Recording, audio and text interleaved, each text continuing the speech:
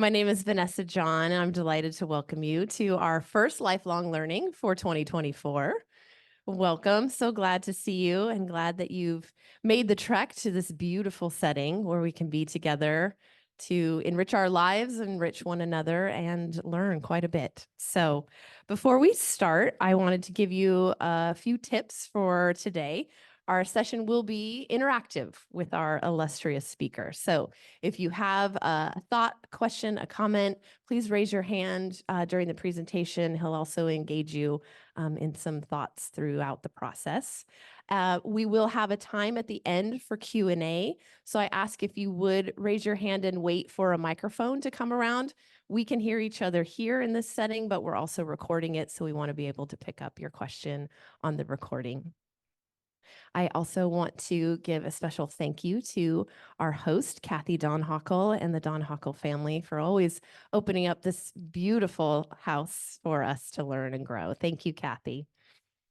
So before we introduce our speaker, I would like to ask you to join me in prayer as we open up our session today. Heavenly Father, we come before you with grateful hearts for this new year and this new day. Lord, we thank you that your forgiveness is new every morning and your love is everlasting. I ask for your presence here as we have gathered to be with one another, to learn and to grow, Father. I pray that you would bless Dean Madjidi as he shares the wisdom that you have given to him, the experience that you have allowed him to have in his life, that he would put that into words and that we would be able to take that and to grow and to benefit one another with that, Father. Bless the women that are still traveling on their way and those who are unable to be with us today, Father. We ask for your hand of healing and guidance in their lives and all of our lives, Father. Thank you so much for calling us and appointing us to be here today. We praise your name. Amen. Now I would like to welcome Erica Binande to introduce our speaker today. Hello, everyone. My name is Erica. Isn't it a beautiful day today? I'm just so thankful to be here. We all made it safe in the rain and all the traffic, and we're all here together. It's great to see you all. You look great. It's really my pleasure to introduce one of the best people I know personally. His name is Dr. Farzin Madjidi, and he has served at GSEP as an educator and scholar in the areas of leadership effectiveness in public and nonprofit organizations, economic policy, and learning design and technology since 1997. Sorry, Dean Madjidi. 1997. So he's been a longtime member of the Pepperdine community for over 28 years, I believe. I think that's right. Yeah. Beginning with his graduate training. So he earned his MBA from PGBS, the graduate school, the Graziadio School of Business, and he has an EDD in institutional management from GSEP. In 2023, he was named Dean of the Graduate School of Education and Psychology. And he has, his personal vision statement is living life fully in love, generosity, and abundance. And, as his executive assistant, I can just say from the bottom of my heart that he's a man of integrity. So this is his vision statement, and he 100% follows this in everything he does. So we're in for a treat today. He serves as a life coach to executives and emerging leaders in various industries, including education. So some of the companies that these executives work in include BP, FedEx, AT&T, Kaiser Permanente, and Hyundai. He is an exceptional teacher as well. His students love him, and many of you have had him as a teacher and professor, so you know firsthand. He's won the Howard A. White Award for Teaching Excellence twice. That's Pepperdine's highest award for teaching excellence. It was in 2005 and 2013. He's also committed to service and diversity. He calls it belonging. We talk about belonging at Pepperdine and making sure that every student and every person at Pepperdine knows that we're one of God's children. And he won the California Diversity Council's Award for Diversity First Award in 2009. So I'm not going to speak any longer. It's my pleasure to introduce Dean Farzin Madjidi. Please give him a warm welcome.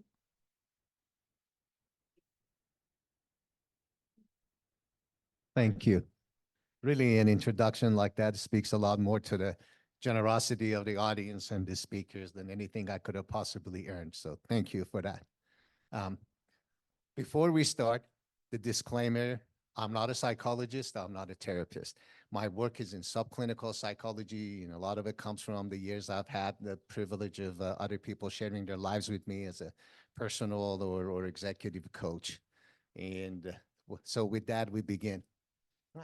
Our talk today is really about what I'm passionate about, is making the spectacular ordinary. Because we settle for a lot less in life in a place and space that a lot more is available.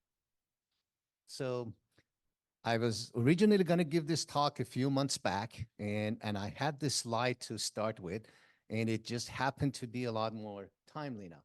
How many of you are familiar with the Dear Abby column? All right. So, and then Ann Landers. Do you know they are twin sisters? All right, good. So you know the story. I don't need to get into it. What I want to share with you is one of the most classic examples of Dear Abby. And it comes from Jane from New York. Jane wrote, Dear Abby, the other day I was waiting for a cab to go work, to go home late at night. And it was pouring. The rain was just torrential. And as I stood there, the taxis went by and nobody stopped. And then this car stops and there's this man in there and he offered me a ride. I would never get into a car with a stranger, but it was raining so hard. It was torrential rain. So I got in the car and then we started moving and we had a conversation. And the guy says, hey, you know, it's kind of early at night. Would you like to have a drink? I would never have a drink with a stranger. But it was raining so hard and it was just pouring, so I agreed. And after the drink, he offered to have dinner, and I would never have dinner with somebody who had just met. But it was raining so hard and it was pouring, and afterwards, he asked if I could come up when he dropped me off. I would never agree to that. But it was raining so hard and it was pouring, and so I agreed. And the next morning when I got up, he was gone. And I have no way of finding him. Dear Abby, what do I do? And in the shortest answer Dear Abby has ever given, she said, pray for rain. The summer in New York with this recent storm, Jane from New York has her prayers answered.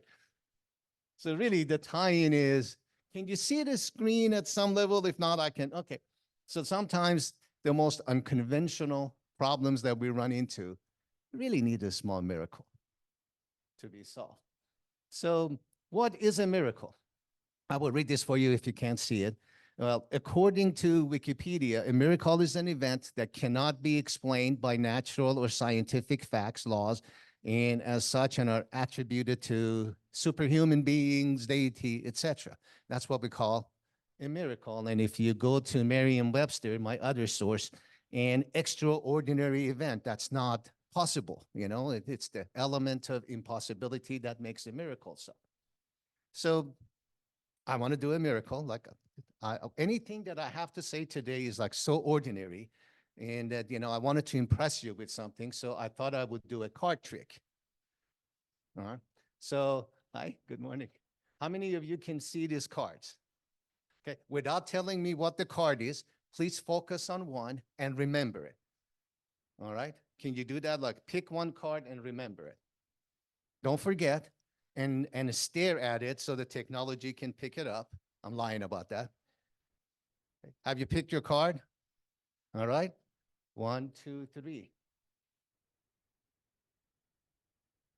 Is your card gone?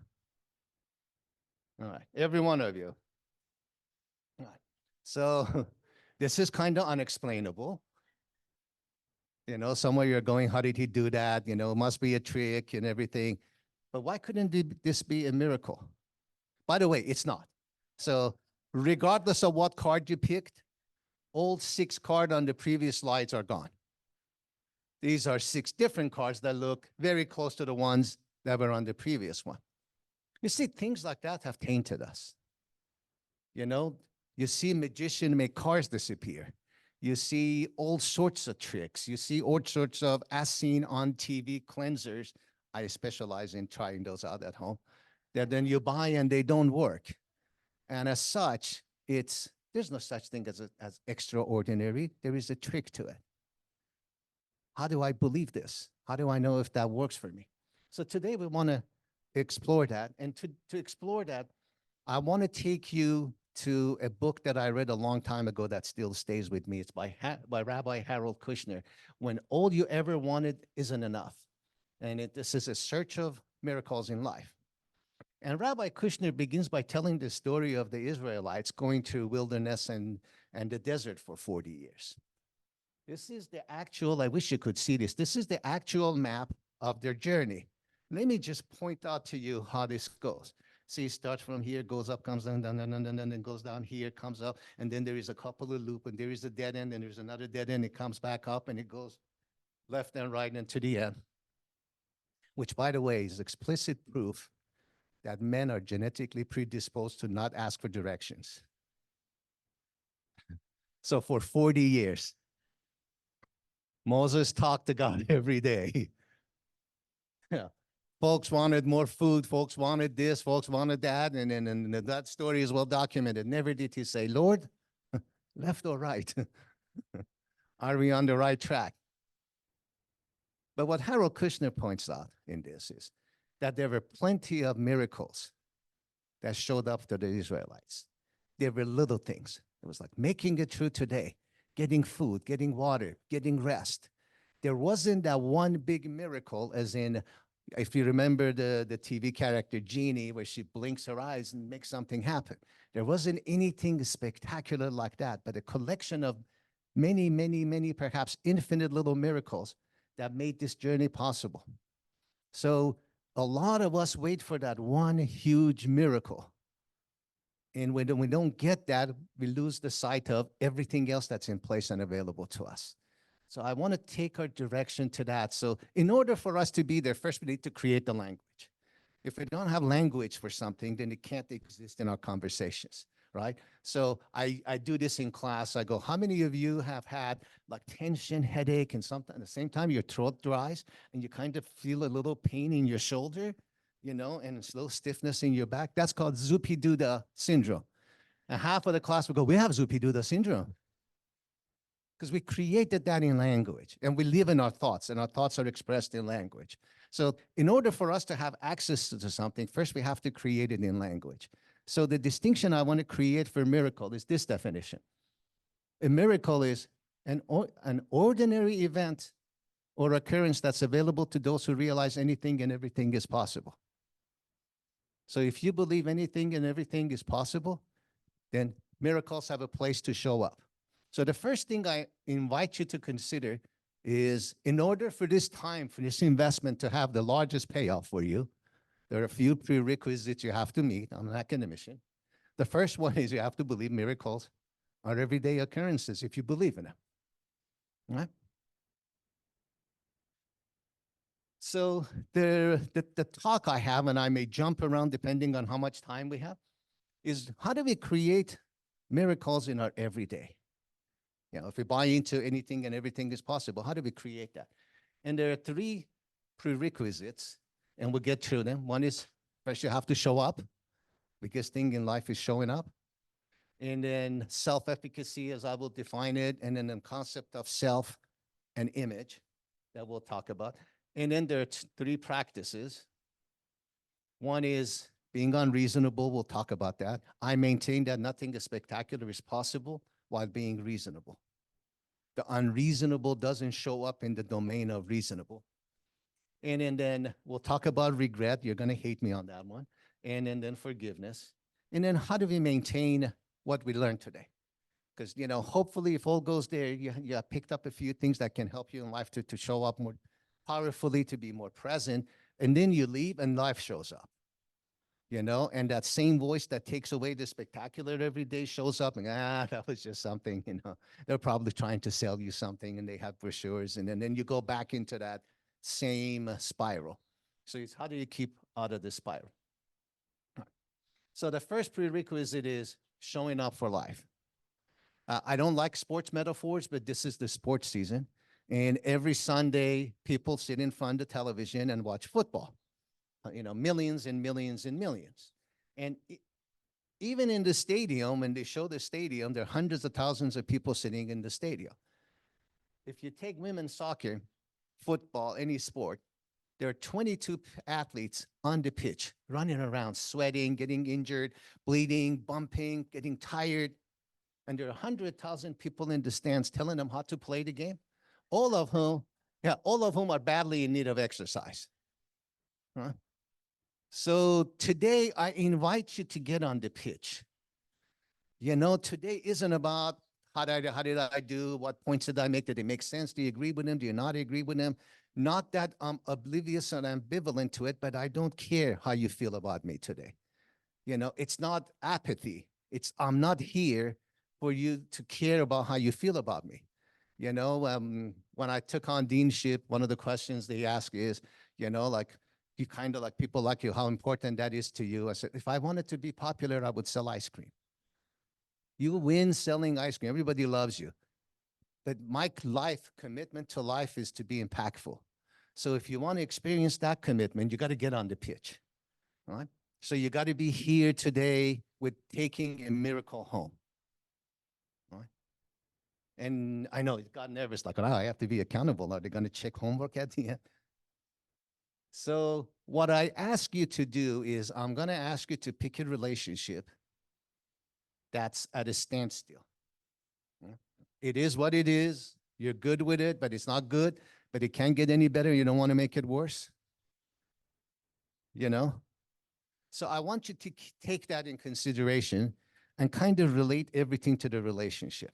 I pick a relationship for shorter talks. If we had, if I had like 2-3 days, then we could get into other things. But career stuff, you only have some say in it. You know, like wealth management and stuff, you only have some say in it. Economy and external forces have a lot to do with it. Relationships are the domain where you have the most input into.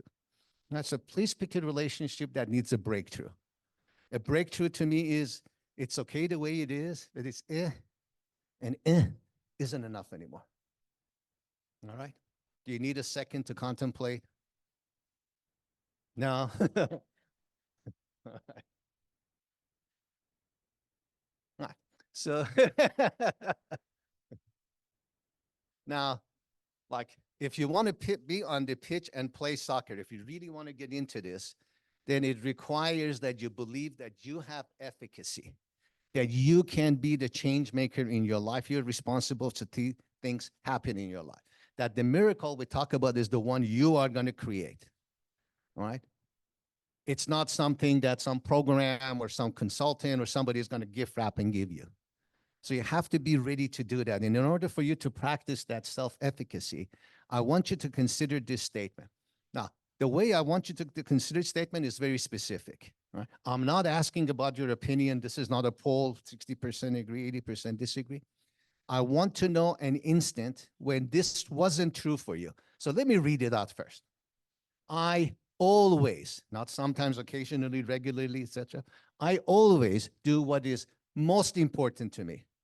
Not what's the best thing to me, what I should do, what's most important thing to me. At that moment, okay, not 3 years from now, not in the past, at that moment, given the level of skills I have, values I have, feelings I have, fears I have, needs I have, at that specific moment.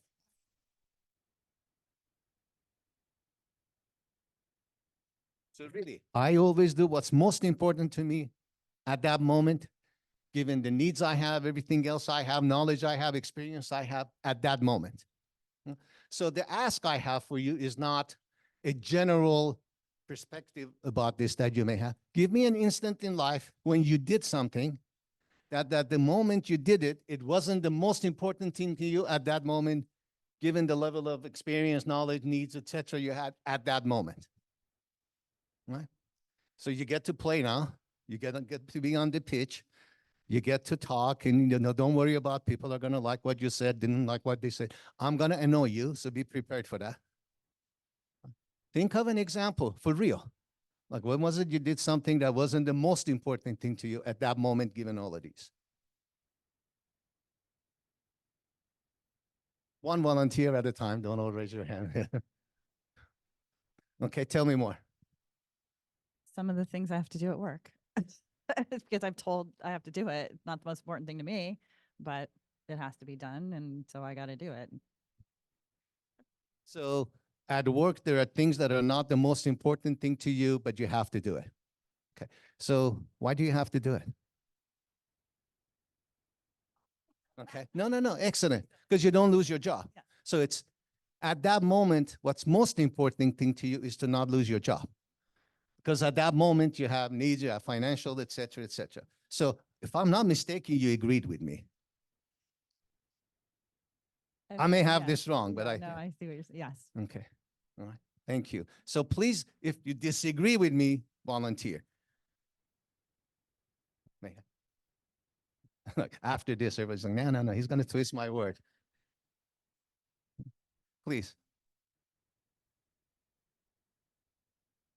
In the 90s, I took several positions that I was definitely, it was not what I wanted, but I took because I felt like I had to, because I was afraid that if I didn't, that I wouldn't find a job, and leaving became a challenge. And it really was probably a good 5 years of really being absolutely miserable at work because I was overqualified, underpaid, underappreciated, the whole thing, because I settled and didn't follow this guide. And I made it very clear to myself that I wouldn't do that anymore. And I wouldn't eat before I would do that again. So I appreciate that you started out with, I took a lot of stuff in 90s. I got scared because that's probably a common experience not everyone wants to admit to. So you did a number of jobs that may not have been the best thing for your career projection, right? So my apologies, but I didn't ask what was best for you. Okay. I asked what was most important thing to you. And from what you shared, what was most important thing to you was to have that constancy, to have that stability, to have that income. All right. So that's what you chose to do. So it's very different what's best for you, because you don't even know what's best for you till you screw up. Sorry if that's a bad word I'm not supposed to say. Yeah. Like, it's like car insurance, like you don't need, with the rain. How many of you had rain insurance? Now you wish you did. So back when you were offered rain insurance or whatever home insurance that covers rain, you had most important things to spend your money on other than rain insurance. We're not talking about what's the best thing. It's what's most important thing to you. And at that time, 6 years from then, you go, well, what a waste of time. But it was back then. Anyone else? Oh, please. Okay, now you're going to disagree with me, right? Not like the last two, right? Okay. Right. Yes, that's my role. We kind of yeah, when I graduated, I got my doctorate degree in 2006. I always dreamed of teaching at universities. But I chose kind of something kind of lazy. Maybe I was afraid, as you mentioned, and I didn't have that confidence to go and apply for teaching jobs. So I chose a kind of easy way to go start my own coaching and leadership training, which to me, I kind of explained, oh, that's kind of my passion, but I feel that, I escaped that challenge of applying, and because I didn't have that confidence. Thank you for agreeing with me. So at that moment, the feelings you have, the fears you had, what if I fail? Like the imposter syndrome we all have at some level. I got my doctorate, but what if I'm not a real doctor? So You did what was most important thing to you. And at that point was to attend to your feelings and your needs. And that's perfectly fine. That's what we do. We have to recognize and honor it. And that's very different from doing something, some other societal, familial, etc. standard that I've set for us. Please, you're gonna disagree, right? Okay. My name is Nasreen. I'm from Iran and I studied here. I got my PhD here. When I went back, I started teaching at National University of Iran. Mhm. I was selected to be the best professor, female student in Iran. But they asked me, you should, if you want to get the prize and this honor, you should wear chador. Traditional attack. Yes. And I started to think, is it against my values? So unfortunately, I had to resign. So I did it. At that moment, I thought it's very painful, but it was very important for me Mhm. not to wear chador. So I resigned. No, I appreciate that. You see, it may not have been the best thing for her career. It may not have been the best thing to please a family, to please a society that has strong tradition. But what's most important thing for her was to maintain her value, to maintain her needs and beliefs. Please. Thank you.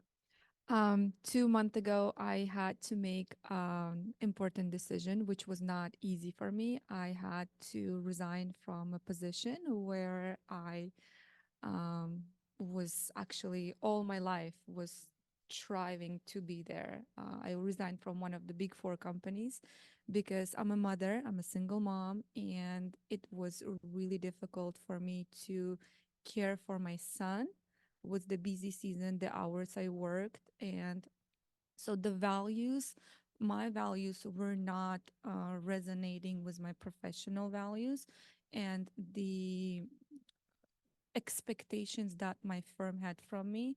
And I had to choose, despite the fears and everything else that came with this decision, to make that leap of faith and leave and go on the entrepreneurial route to seek for my freedom and be able to have that flexibility as a single mom and be with my son whenever he wants me to, attend his soccer games, and basically do things and share life with him. Yeah, that was. Thank you so much. So consider, this may be true, this may be false, this may be self-fulfilling. And by the way, some people, when I do this with the larger crowd, some people would say, I was assaulted. So are you saying that I chose that was the most important thing to me at the moment? Da, da, da, da, da. Well, you survived. At the moment, with the fears you had, what was at stake? It was most important thing for you to survive. You can acknowledge that. You can recognize that. I just wanted to get that in the discussion too. But at any rate, it doesn't matter if this is true or false. Does it serve you? Does it have impact for you? So if you take this on, you create the space where you are in charge, not that you're in control. God has control, everything else has control, but you're in charge. And you realize that every moment I do something that's most important to me. What if I get it wrong? I'm sure you, like me, like you're gonna many of this wrong. Right? So what you do with what you get wrong is you learn, so you have new knowledge and you have better understanding of your values and you have better understanding of your fears. You have better understanding strategies to attend to them. So next time in the same position in the future, the variables have changed. All right, we'll visit this in a little bit again. So the third one is the concept of self and image. So there are two domains in life that are very distinct and separate that we collapse together. One is the domain of symbols. One is the domain of symbols. The other one is the domain of the actual experience. So you see, Denny's, I like to do this. I actually annoyed Denny's to where they had a cease and desist order for me not to tell this story. So I maintain nobody ever goes to Denny's. You end up at Denny's. Like, where do you want to go? I don't know. They had salad yesterday. Let's go to Denny's. See, like, what is wonderful is their menu has a lot of pictures, and the food looks exactly like the picture. Like the bananas are set exactly where they are. The eggs look. Huh. Which do you eat? Do you eat the picture on the menu or do you eat the food? Okay. So the food is the actual experience of dining. The picture on the menu is the symbol, is the representation, is the concept of dining. And when we collapse the two, things like this happen.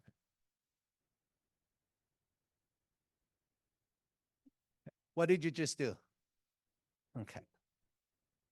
Where's the word awe in there? So what you experienced was this feeling that was evoked in you.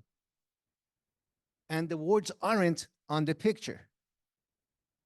So there is the picture of cute and charming and darling, and then there is how you felt. Those two are very separate things. And we got to make sure we don't collapse them, because this is where we collapse them. I love to do this. And we always get a lot of laughs. Some of you have done this with me before. When you leave in the morning, right? And there is somebody that you live with in some role or shape as significant other.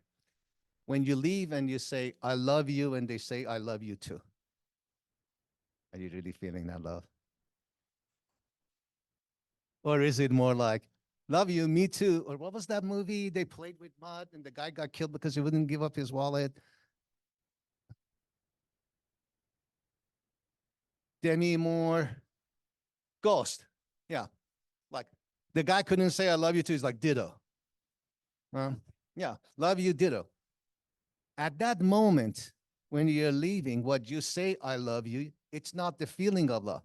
It's like, me too, love you too, whatever, scheme you got going between the two of you. But what you're really thinking is, I got to get on the freeway, got to hit Starbucks, and then go to office and deal with that person I can't stand. So you all agree. For some of you, you're the other person. Yeah. Yeah. Yeah. So there is a difference between the symbol and representation of love. I love you, like we go out on an anniversary, you give me a gift, things like that. Those symbolize love. And then there is how you feel. Those are two distinct domains. And we combine the two, we collapse the two, and then they're hard to separate. I say this to our doctoral students. Your degree is the representation of your studies, is the receipt of the food. It's not what you learned. Your education is what matters. That's what determines, did you get value out of this program, not the receipt that you put on a wall. So people who have a lot of miracles in their life are able to separate what makes them feel the way they want to feel versus what ought to make them feel the way they ought to feel. Right? Just think of the last time you got a promotion and you went to a new office. How long did that joy last? And then you immediately, after 2-3 months, the office gets ordinary. You bought all the stuff off of Amazon, if you're a guy thing, and put it in place, and now you're done. And it's another office, and you're not fulfilled. Because what you sought to fill was the symbolic domain, not how you feel about it, not how it, validates what you have done, how it, creates for you that experience that you want to have. And then it wears out. And then you become, okay, I got to get the next promotion. So in a way, we end up living life climbing up ladders to get to a roof. And once we get on the roof, we are not prepared for what the roof has for us, nor are we settled with it because we're good ladder climbers. So all we know is, how do I get the next ladder up on here and climb to the next level? And then you get up there and there's nothing there either. Like in relationships, we want someone, like we have a checklist. I want somebody who has a 6-pack and, head full of hair and, muscles and everything. And you get that, and 8 years later, that 6-pack becomes a keg. Yeah. And the hair goes, and and then the muscles are gone. And then that relationship is no longer fulfilling, because you weren't after how a relationship feels and how a relationship sustains you, how a relationship maintains itself to checklist, checklist, checklist, things change, no checklist, no checklist, no checklist. And if you read some of the popular books that come out on relationships, for men, they don't want their partner to change at all. You know, like if you met, Betty and I married when we were 22, 23, like men expect that you stay that way, on and on and on, nothing changes, you know, like even 40 years later. And for women, it's more like a contractor perspective.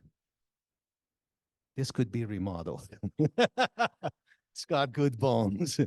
We open it up here a little bit, and then, you know, we get that flow going. So miracles show up when you separate what you want to be fulfilled with. How you want to, like, not entirely feeling no logic, but like the feeling versus the symbols. People buy cars that they can't drive. You see them on the road because they have to have that car. You know, when the first hybrid cars came out, what was the Toyota Prius? Everybody drove Prius, you know, especially, you know, in some neighborhoods that were very, you know, conscious about this thing. And then that car didn't work. It, you know, like you could walk faster up a hill, but they had to have the status symbol. Status symbol and feeling what status is, however way you approach it, are two different things. Let me move on. So now we get into practices. I'm going to call you on what you agreed to as prerequisites as we go on. But now the actual practice of how do you create these small miracles in your life? The first one is being unreasonable. So nothing as spectacular happens with ordinary effort. That's not a reach, really. You want something extraordinary, you got to put in extraordinary effort. Not work hard. Like the hardest working animal in the kingdom is the donkey. Okay. Donkey is not smart. So, you know, no pain, no gain. My colleagues in psychology call that masochism. Right? So it's not working hard, but it's working unreasonably. They shared her first teaching job. So I'll share you mine. I was an adjunct faculty with the Graduate Business School. I taught there several years. I had some, you know, luck in and was doing well, but I never thought they would hire me full time. Why would they hire me full time? I have an accent that's different, and I haven't published enough. And, you know, I was still a junior executive. My experience wasn't there, etc.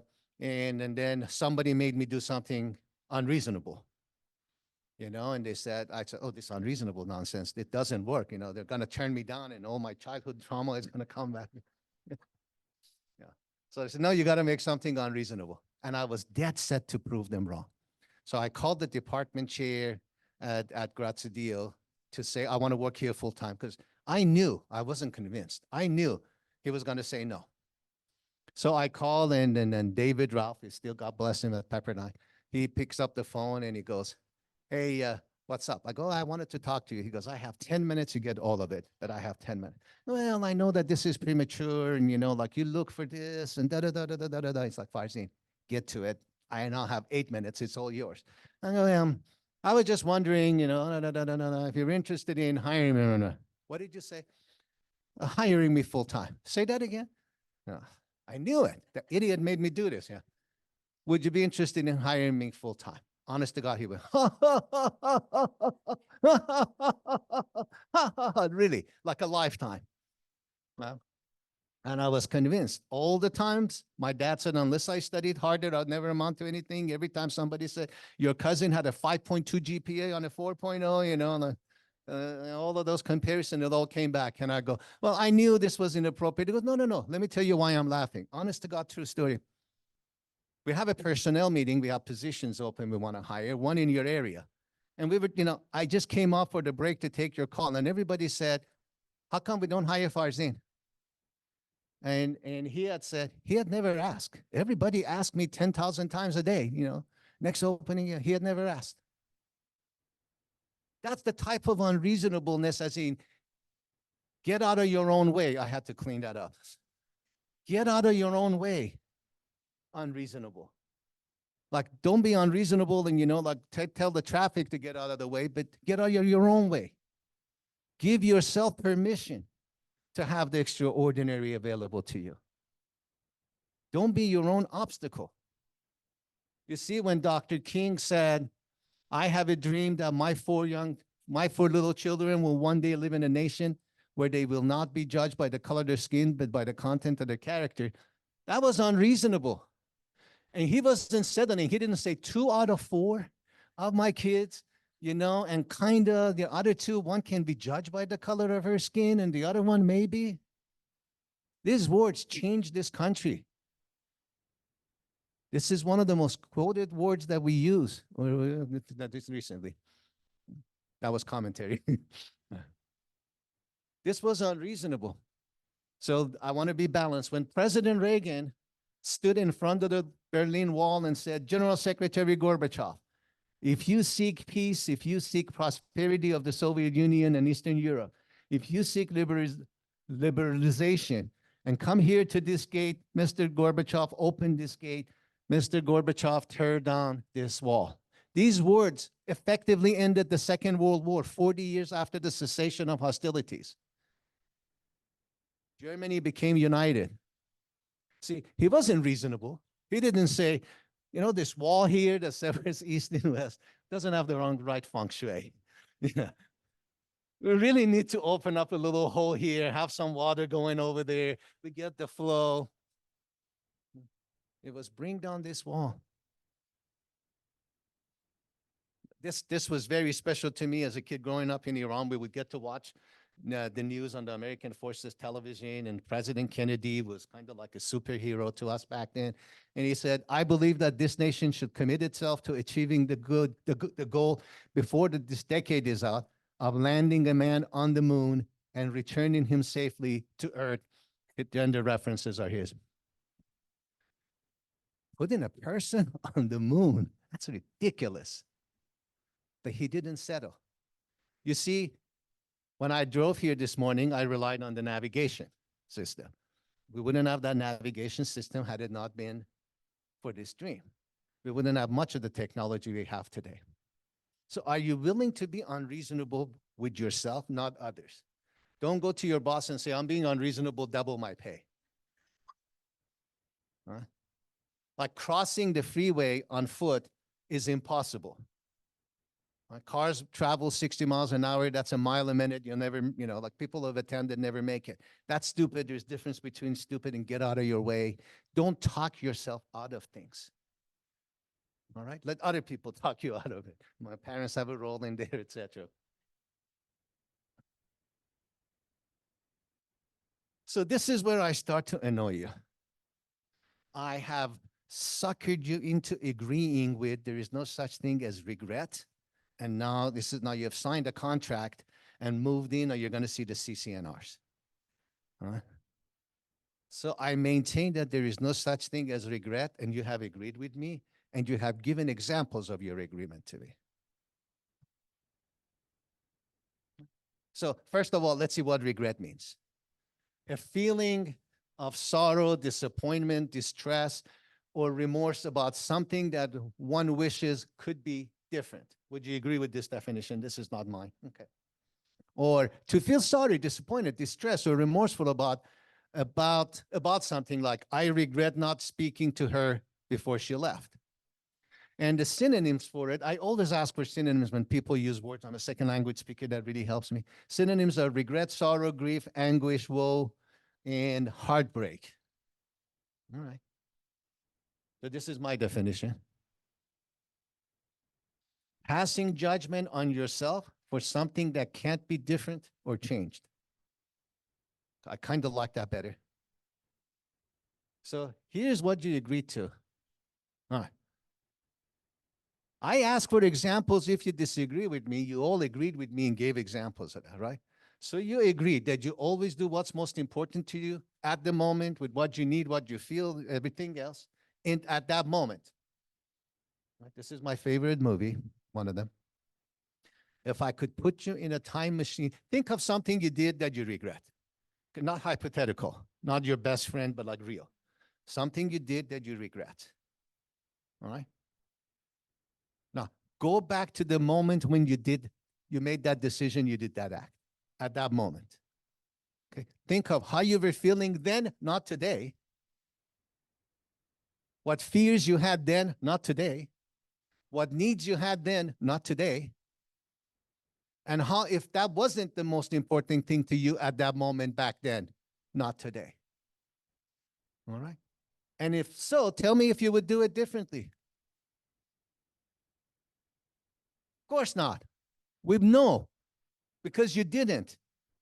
We have proof, not discussion.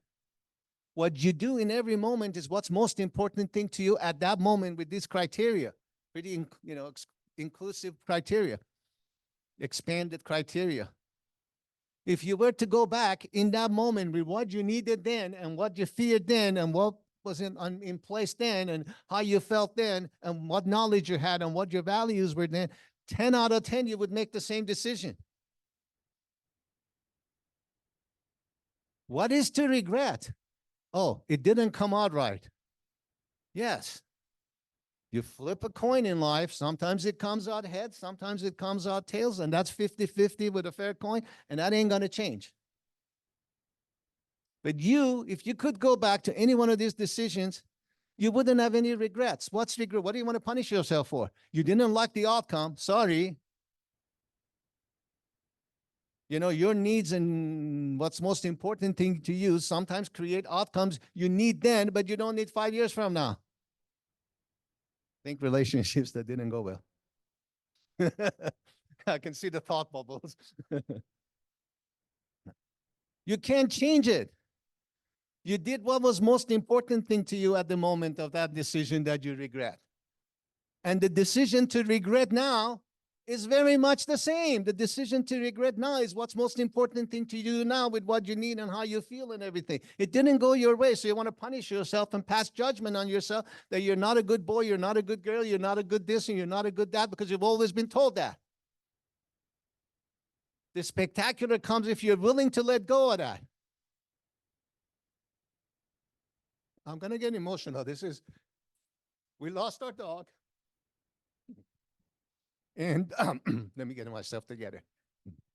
So, this was our first pet. We've never had a dog. We didn't know what having a dog is. When I grew up, you throw things at dogs. Nobody keeps dogs. And we didn't know how to raise a pet. We knew how to raise a child. So we raised a grandchild, right? And it was the only thing in my life that I loved so dearly with a natural shorter lifespan than me. And my heart is broken, it's 2 months and I'm working through it. And I decided to grieve and all of that. Whew. But I have no regrets. I did with Smith everything I wanted to do. Having him longer would be having more joy and having his presence and having all of that. But I did everything. There wasn't anything left. So I have nothing to regret other than I protected him against everything except time. See, time doesn't care how I feel.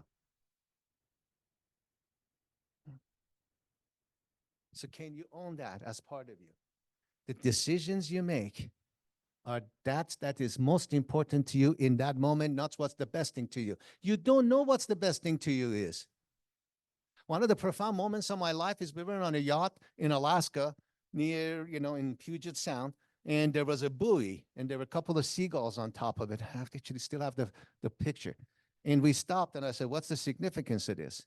And the captain of the yacht said, this is where the Exxon Valdez, the single biggest environmental accidents we have had, oil spill.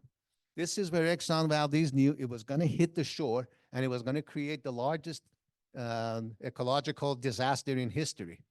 And when you stood there, you couldn't see the beach. You couldn't see the shore.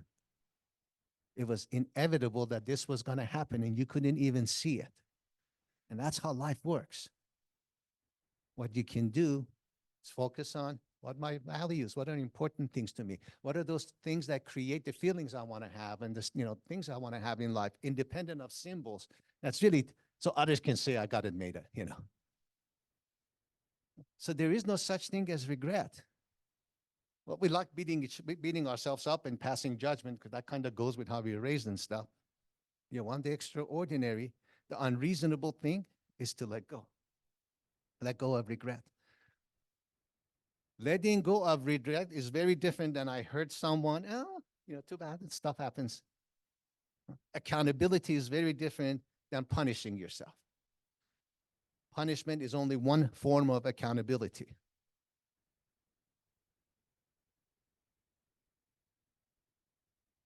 So I want to assert something.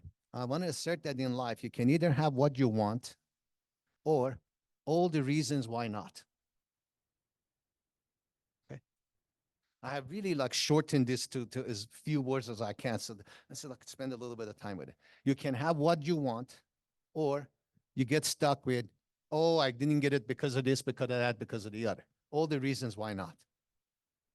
And there is an exchange you make between what you want and what you're willing to give up for what you want. Are you with me so far? So in the realm of the relationship, or the spectacular or the mini miracle or the breakthrough you want, please do me a favor and fill in these two blanks. I can have blank if I'm willing to give up blank. I can have blank if I'm willing to give up blank. So I can fit in my clothes if I'm willing to give up sweets.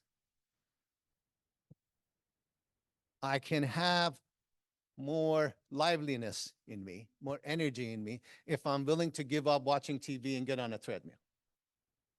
By the way, a quick question, because I'm going to use the word shortly. What would be a synonym for you for the word discipline? Discipline. What's your synonym for discipline? Prioritization, sacrifice, motivation. Okay. Can I share mine? Mine is freedom. Mine is freedom. Because when I have discipline with my time, I'm free to do a lot more.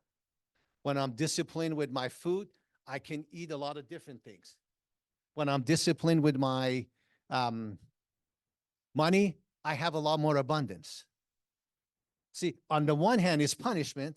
On the other hand, it's generosity and abundance.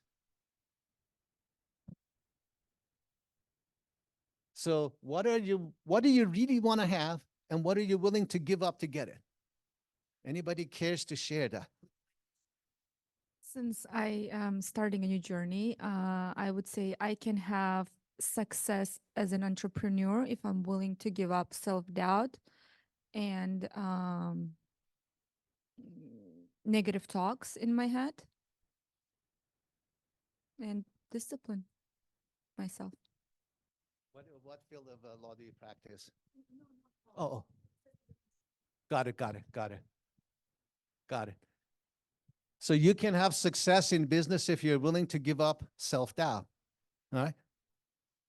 Negative thought. So please give up negative thought. No. Nadia. Yeah. So by the way, this happens and 5 minutes later, the thought comes back. So you don't think often. You have thoughts. It thinks. It shares its thoughts with you as though those are your thoughts. So there is a lot of power and choice and freedom in, no, I want to do the thinking. Thank you for your thoughts. So I can have success and abundance if I'm willing to give up self-doubt and no regret. What else? Now I got real, huh? Now you're on the pitch playing soccer, not in the audience.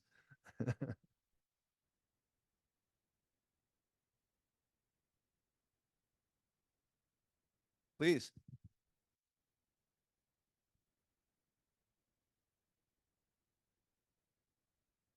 Or motivation if I'm willing to give up predicting the results. No.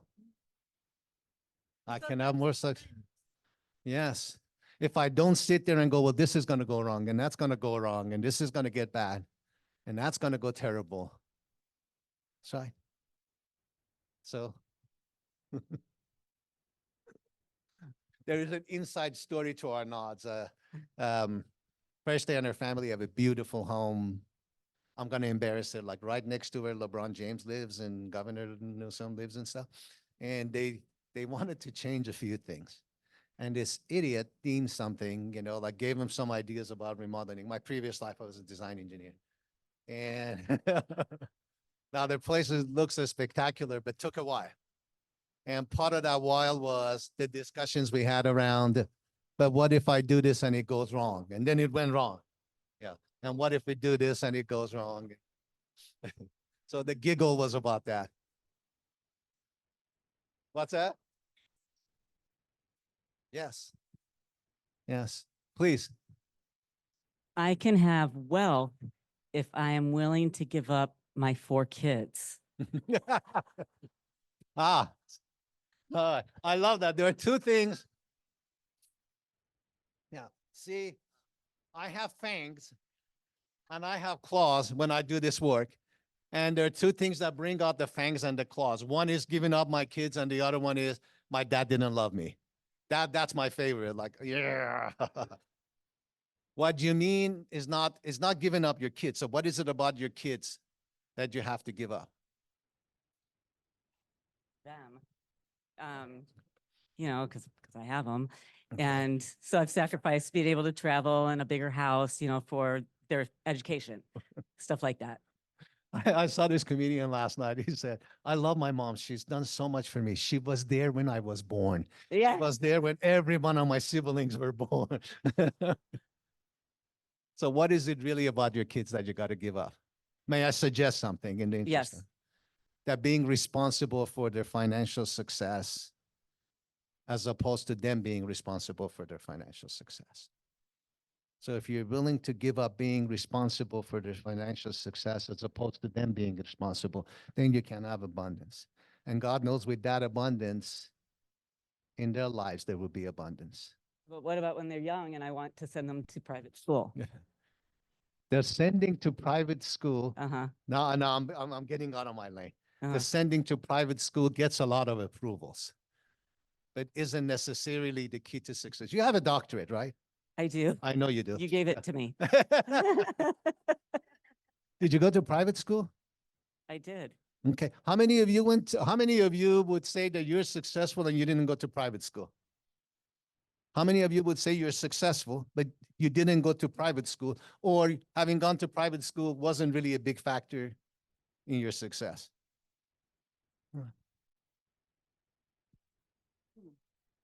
Mhm. Not that it doesn't help, but it's not the variable. So, yes. Mhm.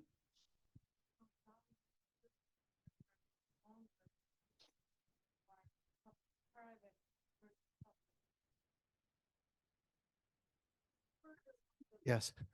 No, I appreciate that. These are areas we have experts in the room, and it's not my lane. So I can only share, experiential perspective. One of the things I see with, by the way, how are we doing with time? Okay. One of the things I've observed in life is a lot of people want for the kids what they didn't have. Okay. Not realizing that they got to what they got while not having that.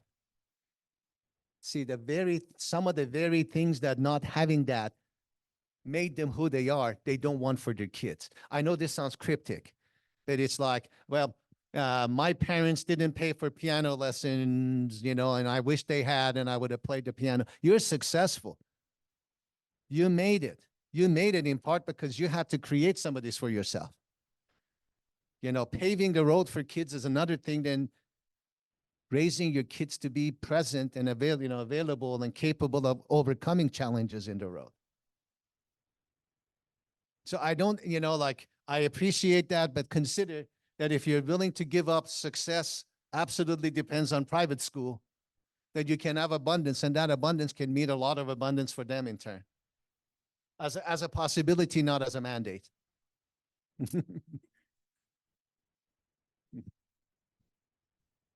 So often when you're stuck in something in life, it takes giving up something to get it. And if you don't give it up, like in life, you can either have what you want or all the reasons why not. What you're not willing to give up are all the reasons of why not you get what you want. And if you're going for something that gives you the experience and joy and happiness and fulfillment of success, as opposed to status stuff, then the two kind of like really work well together. Having a car you enjoy, as opposed to having a car everybody enjoys talking behind your back for buying. It's true. So one of the things I hope you take away from today is like what these two blanks may look for you. Now, in order for you to give up things, you have to give up something else to be able to give up things. And I submit to you that's forgiveness.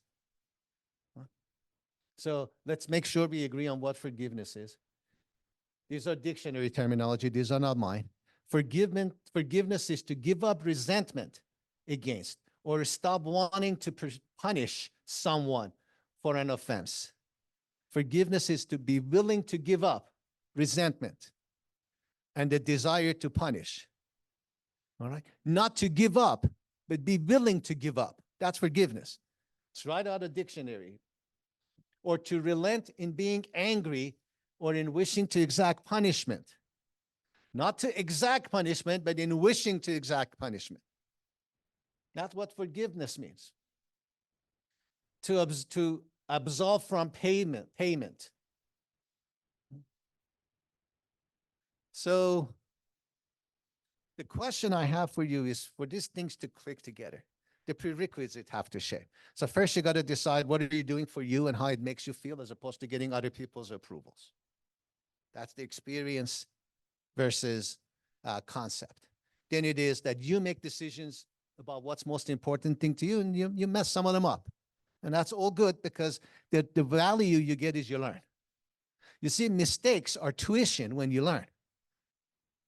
But if you don't learn, then you throw away money. I joke at work, I had a company that was very successful that, that I lost. And I said, I have the most expensive education of anybody in this school, but I didn't go to the best schools like some of you did. Because it's tuition when you learn. Then the next thing is places in life where I have blockages, where I'm at a standstill, when things are, I'm holding on to something. And that holding on to something is all the reasons I have for not giving up what I need to give up to get what I want. And in order for you to give up those obstacles, those arguments, you have to consider the notion of forgiveness. That is the willingness to punish someone for something. So let's play with this so it makes a little more sense. So that same statement that I can have blank if I'm willing to give up something, let's try to do this. I can have blank if I'm willing to forgive blank for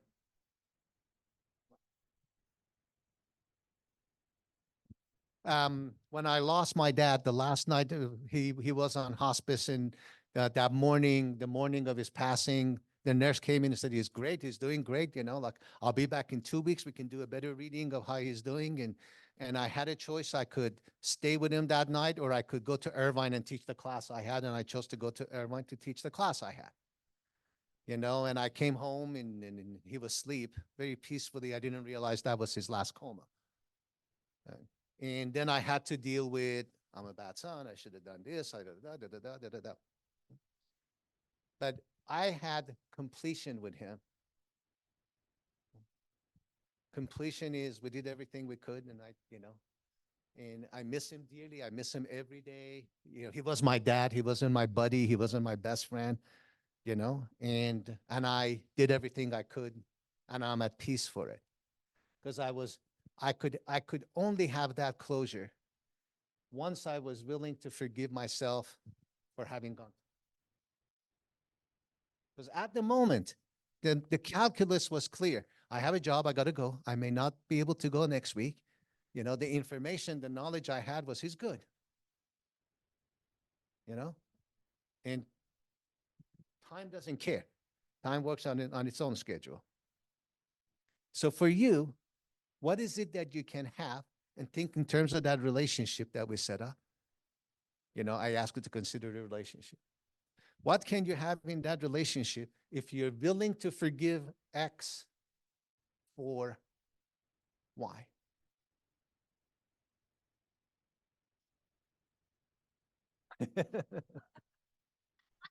I'm good with that, but so what will you get for forgiving me, and for what are you forgiving me? Got it. Let me finish. God, now it makes sense. See, I gave him some advice about remodeling their home, and then you know, like everything else in COVID, the permit process took a while, and it was very disruptive and stuff. So she forgives. She can fully enjoy her new house if she is willing to forgive me for talking me into the major remodel. Excellent example. And I'm going to come back to it, but excellent example. Anybody else?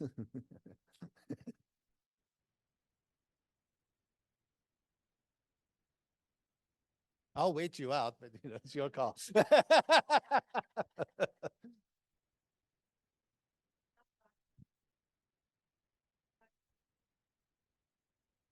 This is the best morning week I can wish for as a student to Dr. Madjidi, for the Professor Madjidi, Dean Madjidi.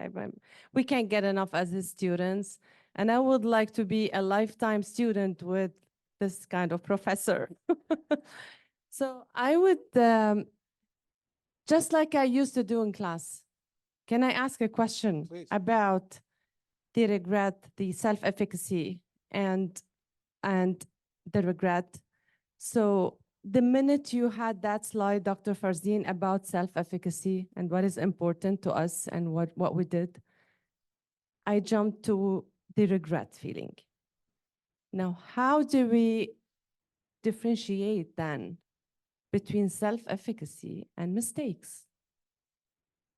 So because according to what I read, and I could not to agree with you more, but how can we get to the mistake then?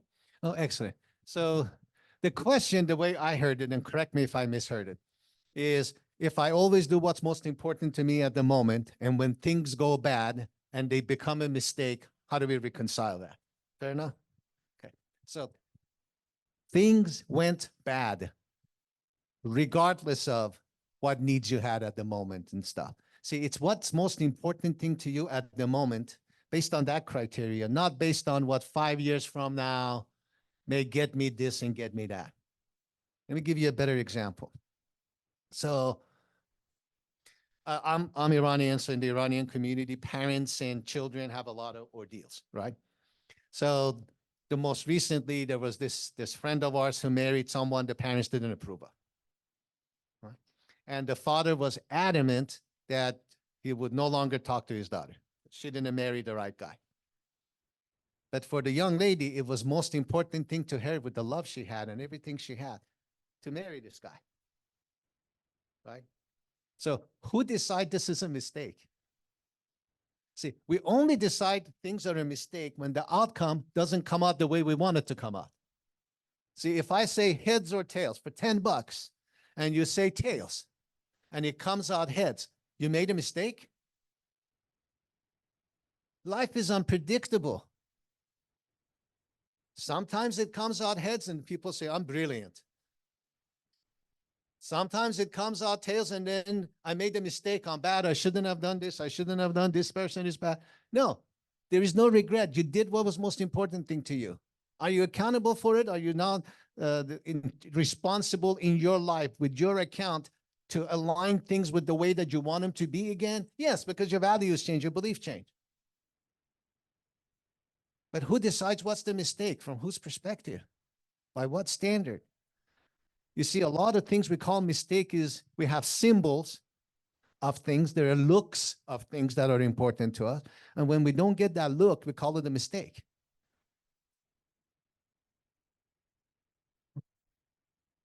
You did the best you could, or everybody does the best thing to them. What's most important thing to them before the outcome? And your real task afterwards is now you have the outcome. Now you got to make the outcome miraculous.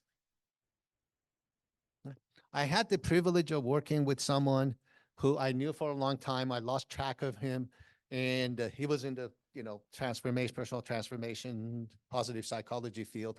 And when I saw him again, he was quadriplegic. He had been in a car accident, and this was a big athlete.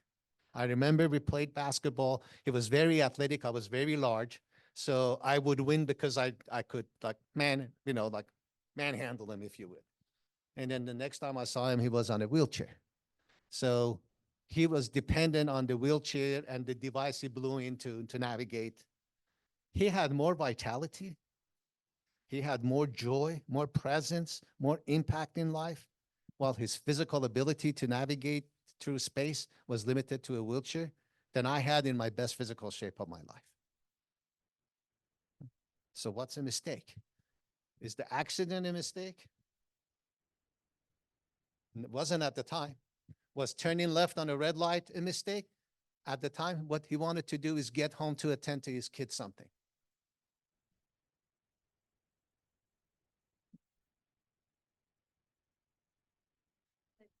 Please.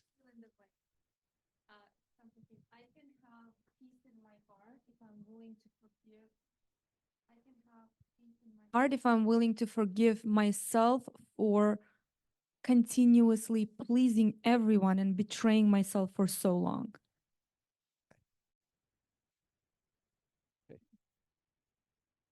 Second, I want to make sure. So what you're saying is you're willing to give up the right to punish Myself, for, happiness, and peace in my heart. that's right.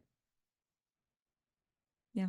You're willing to forgive yourself for wanting to comply to external standards that take over your joy and vitality and power and self-expression. Yeah. Yes. You see, that's all you can do. All you get to forgive is yourself. All you get to not punish. We said forgiveness is, like the punishing someone for something. The person you get to forgive and not punish is you. People like I love this on the freeway, people think the way they drive will teach bad drivers not to drive badly. Like I see road rage, somebody cut somebody off. Why are you cutting them off? They need to learn to drive safely. You see, you sit in a car, you wear your seatbelt, and you signal and you follow the laws and everything, and that's the best you can do. You can't make other people do things in order for you to be safe. The domain you have control is you. The person you can forgive is you. And if you forgive yourself, then you can be unreasonable. You see, you can get out of your own way. And if you realize that you constantly have to pay attention to your values, to your knowledge, to your needs, and complete that and grow with that, the better the most important decisions that you make becomes to you. And the more aligned would become with something you want in the longer term. They're all connected.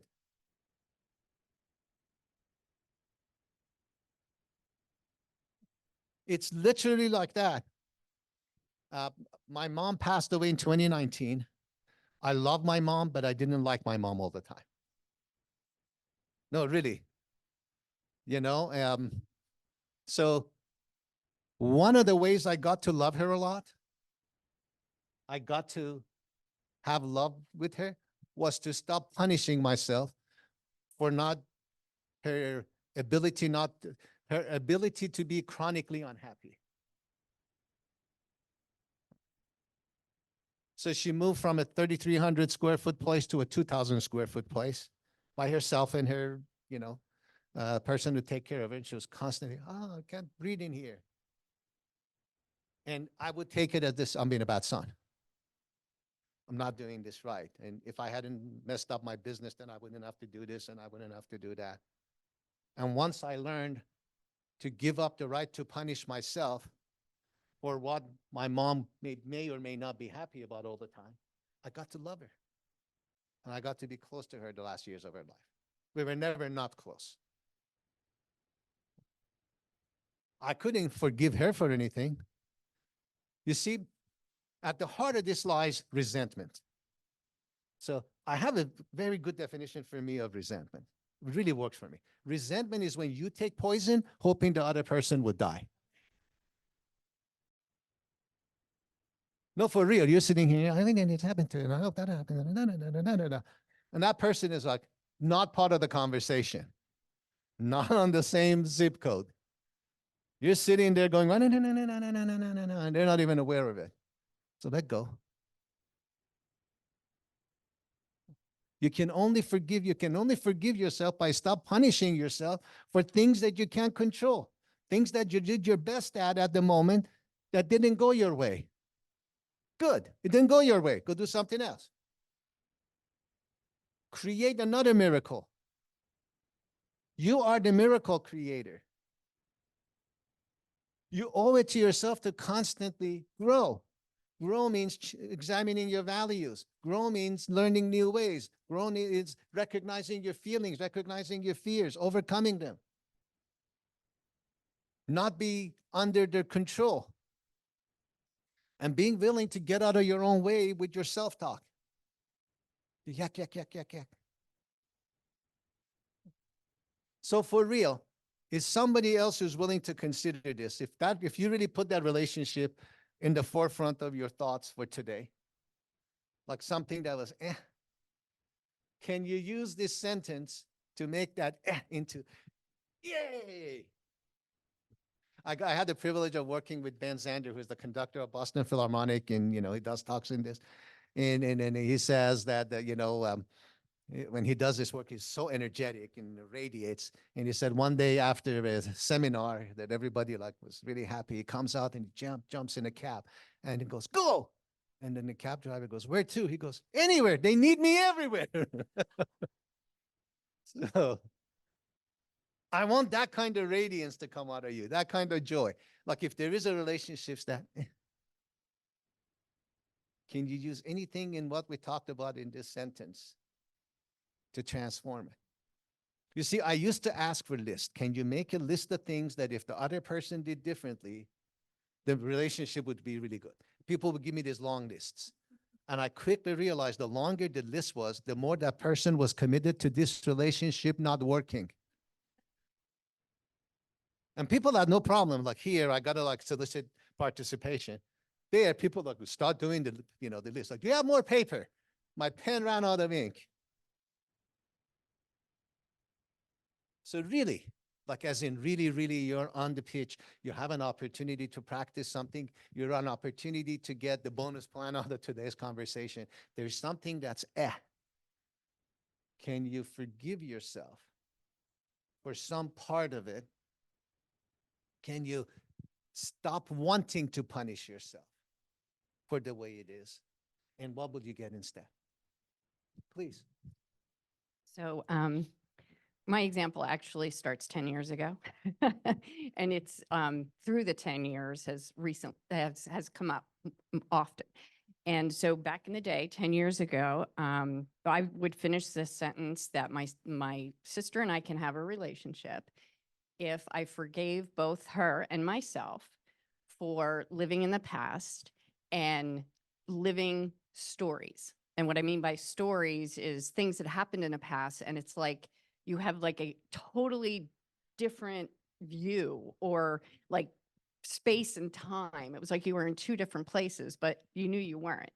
And so upon somebody's spectacular advice, he said, call her up and ask her to have a relationship, but one with boundaries, the boundaries of not living in the past, not living old stories, moving forward. And if in fact, we have those issues, just move on and not like dwell on them or talk about them or bring them up when we're angry.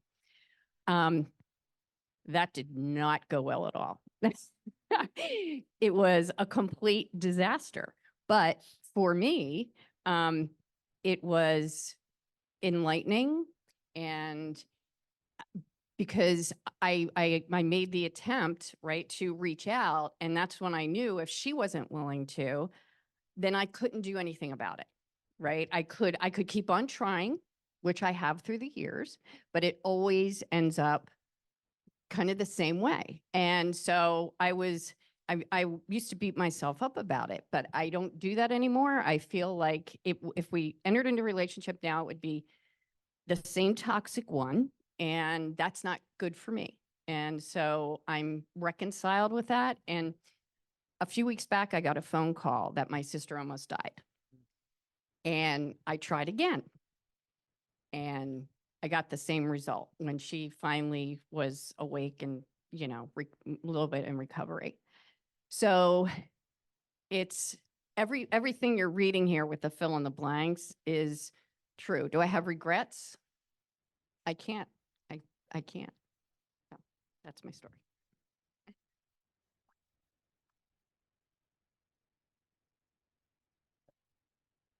So I hope that the prerequisites stay with you, and I hope this practices you consider. But like everything else, you know, like you do some of this work and you get all excited and you go out and you think about it, and the thought thing comes back and you share this with your friends, and your friends will go, oh, that's phooey, or that's, I'm gonna, you know, I'm making this up. This is like Scientology. This is, you know, like this is that. You know, don't listen to it. You know, Pepperdine is this, that. You get all the negative thought, and then you have to battle. You know, like it's like you're all on a high, and then real world comes in. And all the conversation, all the stuff that has been in your mind bringing you down and stuff shows up. So I wanted to share some thoughts about how to maintain this. So at the heart of this is there is a difference between change and transformation. So this is a jar, it has water in it. So when you pour water in a jar, it takes the shape of a jar. Okay, its shape changes to conform to the boundaries of a jar. If you put it in a mason jar, then it becomes cylindrical. It reformed, it changed, but it is still water. So change is synonymous with reform. Like when organizations go through change, they usually change policies, procedures, approaches, or structure. But at the heart of it, it's still water. So water, the change that water does in this sense, reform, doesn't last very long. It's a stimulus response. When the stimuli wears off, so does the change. So I invite you to consider transformation. Transformation is molecular, right? So if you take water, there are 4 forms all substances exist in the universe. And it was 3 when I went to college. It was gas, solid, and liquid. Now we have plasma. I don't know much about plasma. No. But if you take water and you expose it to very low temperature, what happens? It goes from liquid to solid. Okay, that's molecular change. That's transformation. If you take that same water and you expose it to extreme heat, it goes from liquid to gas. That's transformational. The way we transform as human beings isn't with temperature, but it's by changing our values and beliefs. Right? By creating new distinctions, new way of seeing things, and changing our values and beliefs. Values and beliefs take forever to change, but they also last forever. All right? So in that sense, I want you to consider some ways that allows you to maintain the transformation and maintain your, you know, like compiling your values and beliefs that sustain you toward what you want. I hate traveling because I love being there, but I hate getting there. Does that make sense? So invariably you sit on a plane and it has a delay, you have nothing to do, and there's a magazine and has a lot of junk in it, and then it has the maze, the puzzle. You know, and somebody always like does it with pen and messes it up. Yeah, you know? So one of the things I've learned is the only way to do this with sanity is not to start from where it says start. You start from the end. See, you start from the end. There's only one way back. You start from the beginning. You get lost, you go down the different roads. Right? So the notion is, how do I do that in life? Right? How do I start with the end? And if you look at the problem posed that way, it's really easy. Right? I have a picture to show you, and it's not to do Bravo Farzin, but I used to be very large. Well, actually, like, let's fast forward to it. Okay, like that's me, and that's me, and that's me, and that's me in a patterned shirt. So not only I was large, I didn't get the memo about patterned shirt. And then that was me, and that's me kind of now. But the extreme transformation was losing 130, 40 pounds in 11 months. Right? So everybody says, how did you do it? How long did it take you? Honest to God, this is the puzzle piece. Right? It took me 1 minute. I went from 350, 60 pounds to 210 pounds in 1 second. That second was when I decided I wanted to live life as a 210 pounder. Not to wait to get to 210 pounds through changing form, changing diet, because the minute I would go back to normal, I'll get back to 300 pounds. So you make the commitment and you live life that way. So for me, it was, all right, like, how does a 210 pounder eat? Well, he doesn't eat everything. So there is a healthy diet I follow. So I'm going to eat like I'm 210 pounds. I'm not going to go on a diet. Right? I'm going to exercise like a 210 pounder could do and sustain. So, like whatever my journey is, it also ought to be the end. So I did everything like I was 210 pounds and I got there. Then I started living like I was 250 pounds and I got there. It's never wait till you get there too. You can't live life in order to. See, we tend to live life in order to. I see this in our graduate students, doctoral students. Hey, what are you doing? I'm dedicating the next 4 years of my life. I'm not going to date. I'm not going to go out. I'm not going to do anything. I'm not going to publish. I'm going to get my doctorate. Then I'm going to do all these things. All right? And then the morning after graduation, they get up and the world is the same. Exactly like it was the day before. And you get depressed and you call me up and you go, where's the da-da-da-da-da? You see, the journey is never ending. So, like start with the future. Start with how you want to be in the future and live backwards. The other way works and doesn't, works and doesn't, works and doesn't. So if you want a great relationship with someone that's start having a great relationship today and maintain it. It's hard. If it wasn't, why did we want to go on the moon? Because it was hard. Why did we want to have have a society where people were in judgments on the color of the skin, or the content of their character? Because it was hard. Spectacular is hard, but it's not impossible. It's not tough. Start there.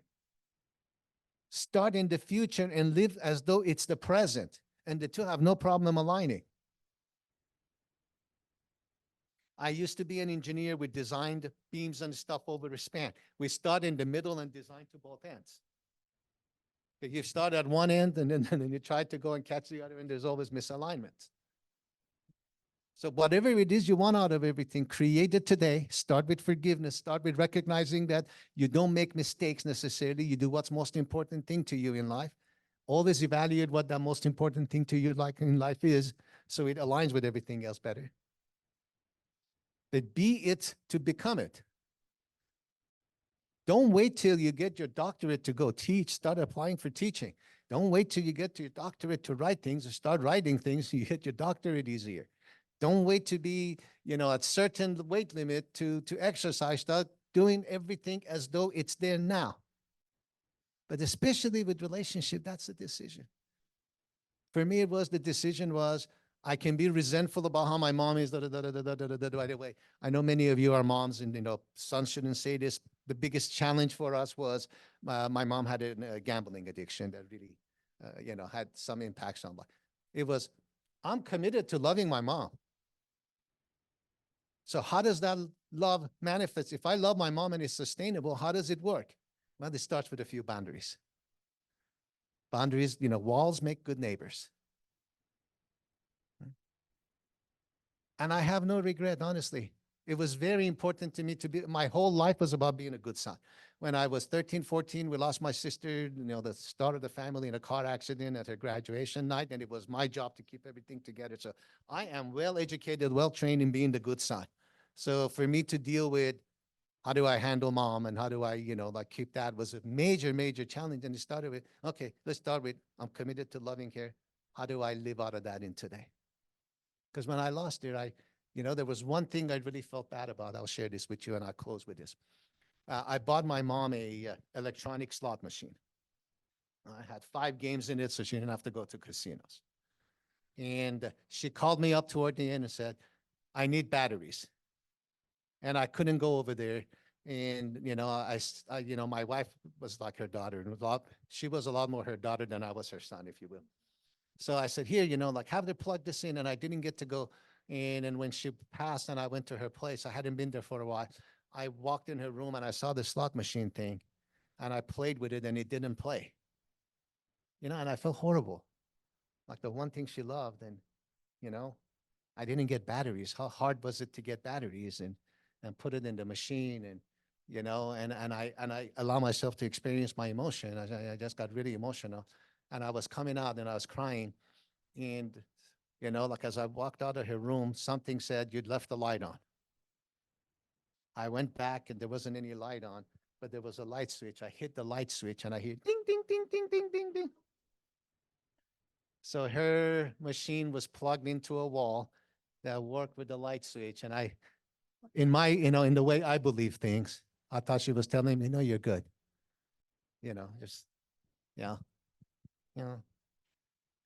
See, the world is never ready for you. You take a leap of faith, you put it in something's hands that's bigger than you, and the universe aligns around you. So I'm sincere about this. I say this, when I talk about it, it's really meaningful to me. Thank you. Because one of the, as your second language speaker, words, you translate words. And, with the word we have for gift, the synonym we have for gift is present. Like, see, present means time, like being there. And the only commodity in life that we can't replace is time. Everything else you can replace except time. So I'm truly grateful for the gift of present, the gift of present that you give me to be here today. You gave me your time, and then like of all the other belongings we have, time is the hardest to replace. So I'm truly grateful to you. We have a few minutes for Q&A, but more than anything else, do the stuff, see if it works for you. Thank you.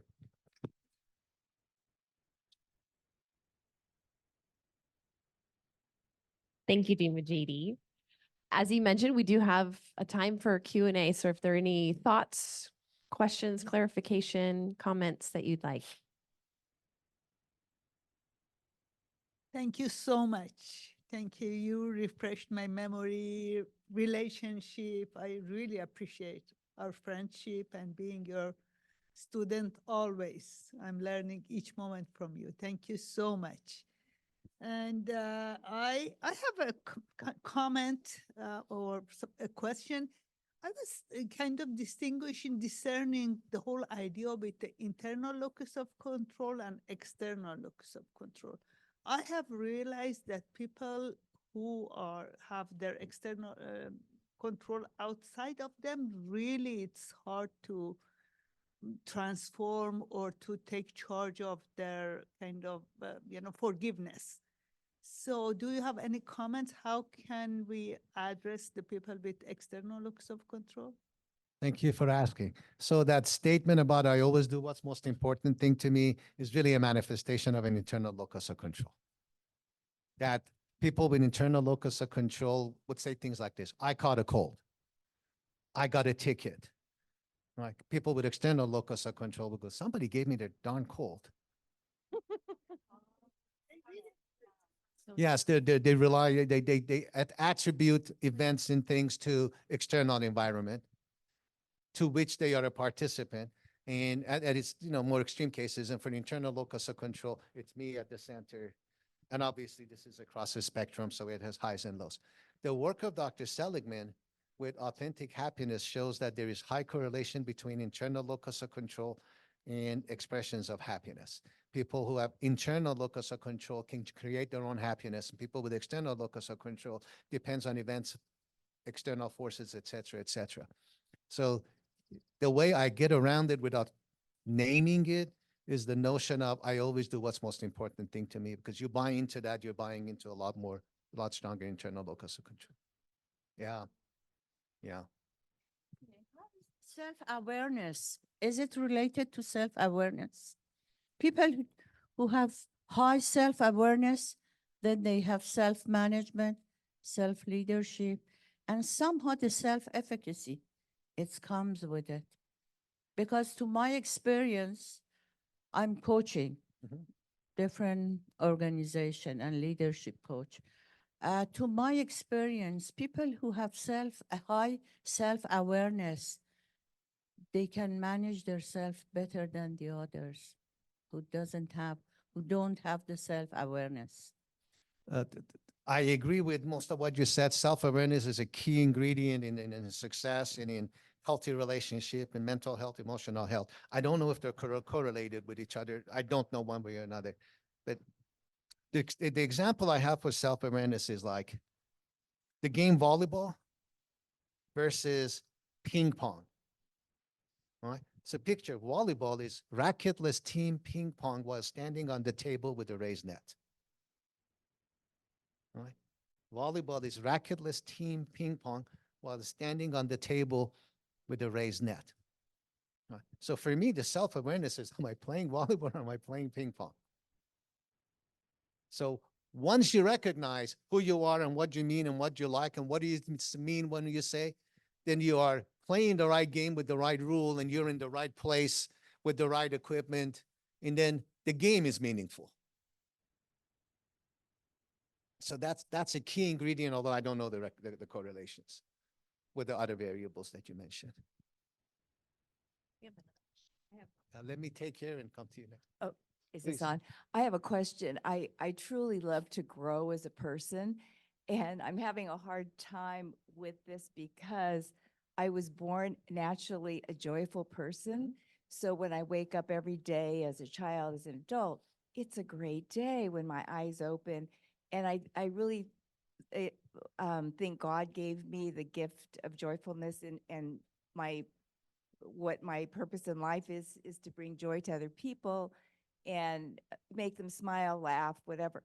And because I'm 72-ish, I feel I have a great life. I thank my husband every day, or almost every day, that I have a great life. But the thing is, I do want to grow. And am I being selfish, just lucky? But I guess because I can choose my friends, and you were talking about regrets, I don't have a lot of regrets. And the people I choose to be with are, I don't work, right? So I don't have to be with people I don't like, or, I don't have a job. So, I guess what I want to know from you is, how can I grow, or am I doing something wrong, by, I don't know, being joyful and grateful So where do you think we get most of this stuff? from God? By observing people who have these practices and they Uh-huh. they're joy creating machines. I've observed people go to Disneyland and they walk into Disneyland and joy leaves. Ah, I love Disneyland. Seriously. Seriously. Like when the kids were small, we would go to Disneyland on a weekday early in the morning so there are no lines. And I remember one time we got there were like 10 cars, right? So we are running to Small World. And there is another father with 3 kids, they're running too. It wasn't a context. There is no lines, there's nothing, many trains. And the father stopped, grabbed the little boy by his ear and almost twisted it off, saying, hurry up, we got to get in front of that. And I had to object, and then, that was its own ordeal. But I don't like people who hurt kids. I'm very clear about that in my life. So there are people who walk into Disneyland and joy ends. There are people who come into a party and the life of the party goes. So the ability to create joy in everything you do is a gift. So most of the work that like at least at the subclinical level, is like seeing best practices in people. So for you, I do have something to suggest. So growth as an obligation is a burden. All right, it's kind of a medicine. Growth as a joyful thing that you do is the meal and the dessert. So for you, just keep living. Keep showing up. Yes. And I do look at challenges, like when I had cancer, I was so joyful because it was stage 1 and it wasn't stage 4, so so anyway, yeah, it is a gift from No, I God. appreciate that. I'm blessed to be married to someone who is very joyful. And, like she was in hospital for 4 months and she had managed to talk the nurses to allow her to take her IV, come to the first floor, had found a bench under a tree and had planted flowers and all of that. And yeah, and she had her favorite slippers and one day somebody brought her new slippers and she put her slippers under a window they had allowed her to open and left the room and everybody thought she had jumped out. I go to visit and there is a big commotion. Just live. And the growth is in the living. Please. All right. I have a question. I will do my best to articulate my thoughts and put it in a question. We briefly discussed about values and beliefs, right? So my question, I guess, how would I, or like maybe you have tips or some practices that would help someone to bring those destructive Yes. beliefs from subconscious mind that have the correlation in the external world and the patterns Yes. uh, Let me take a of shot the at it and living. when we'll do a round two. So Yeah. let me take a shot at it. So first of all, examining your values. For me, it's simple. Do I serve my values or do my values serve me? Right. Do my values drive my behaviors and decision, or is it the other way around? So I say this, sure. I go to church, right? I have a spiritual life. So people go to church and they want God to serve them. Like they have a particular belief and they make God aligned with their belief. They have a political perspective and, they want God to align with that, as opposed to examining to see how they can serve God. My values about wealth. A house, like everybody has to have a house. Do you own your house or does your house own you? Do you own your car or does your car own you? Do you risk your eyesight to be able to afford designer glasses? Do you risk or sacrifice your sleep in order to have more bedrooms so your in-laws come and stay with you and make you miserable? So the first step to that is examining your values and beliefs. Which one of them make you better, make you happier, make you more fulfilled in life versus meeting external expectations? All right. So there is validity to external examination. So you're not entirely, internally driven, but don't be consumed by one or the other. So the first thing is examine those values. When you crystal clear them, and coaching really helps, then you start looking at what are some of the things I do that aligns themselves with what I want to get based on my values, and what are the things they're not. And coaching and counseling really becomes helpful here. So in a way, you don't waste your gas, your fuel toward things that are imposed on you as opposed to fulfill you. And good deeds and contribution and all of that is well within that. I'm not saying live life for yourself and the heck with everybody else. Not at all. Thank you, Dean Madjidi. Will you join me in a round of applause and showing appreciation for him today?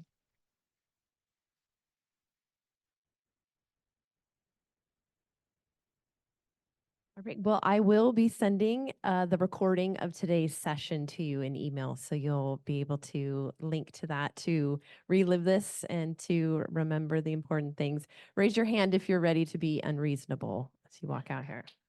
I like to see it. I like to see it. Well, I hope you will join us next month, March the 14th.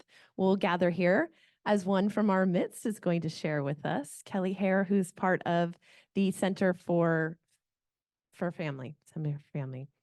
She's going to be speaking on the relationship attachment model. Originally created as a way to help build healthy dating relationships, this model is also useful to guide to develop healthy friendships, family relationships. So all that forgiveness that we've talked about and learned, we're going to keep building upon that next month. So you'll receive the email invitation from us. So I hope you will RSVP and join us back here next month. So be well, live it and become it, be it, and we'll see you in March. Thank you so much.